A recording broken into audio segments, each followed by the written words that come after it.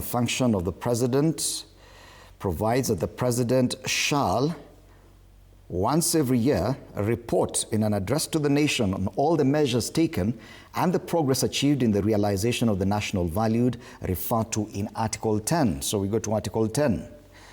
Article 10 on national values, principles, and governance. The national values and principles of governance include patriotism, national unity, sharing and devolution of power, the rule of law, democracy, and participation of the people. B, human dignity, equity, social justice, inclusiveness, equality, human rights, non-discrimination and protection of the marginalized. C, good governance, integrity, transparency and accountability. And D, sustainable development. These are the national values and principles of governance that the President in his address is expected to report on the measures taken and the progress achieved. Allow me to welcome Hafidh Mohamud, who is a political commentator as well.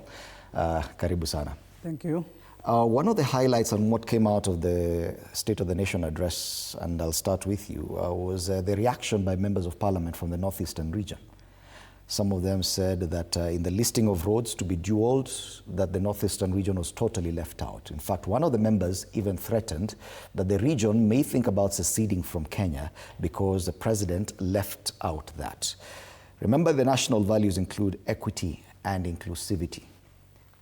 Do you agree with that member of the National Assembly? Thank you. Good morning once again. And I want to say I agree with that member 101%.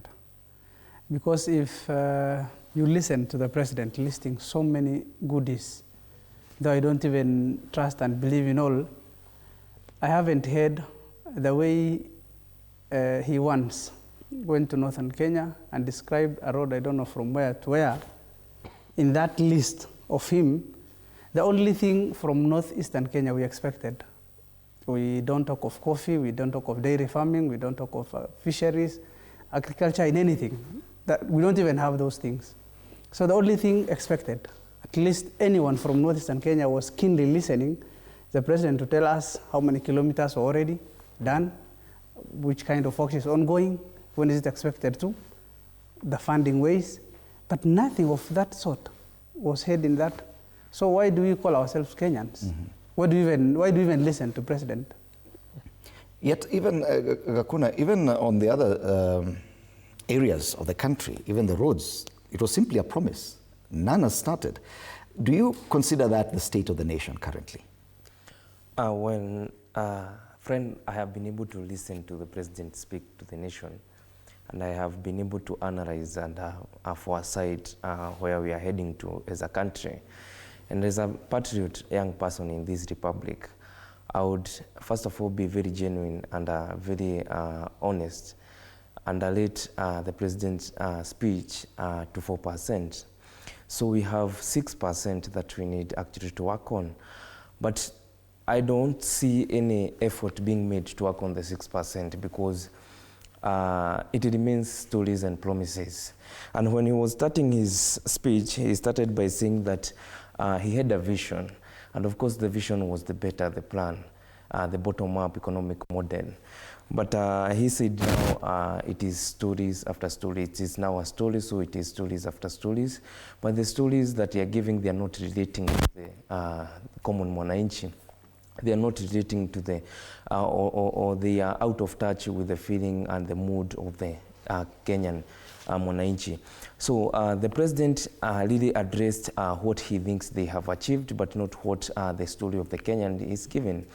And when he expects that roads, of course, it's very promising on what he said. There is roads and everything, but it is pegged on whether we shall be able to achieve and of course be able to be successful in the formation of the national infrastructure funds and of course the sovereign wealth fund for our nation. Mm-hmm. And The president addressing only the infrastructure, of course, he undermines the welfare of the common mwananchi.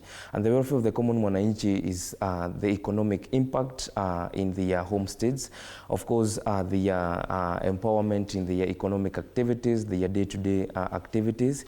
He really undermined our national security and, of course, strategic and national security issues. He undermined the police and the issues that the police and the public are facing. Of course, he also undermined the ethos and our national integrity as a country, because he only addressed what he needed us to hear.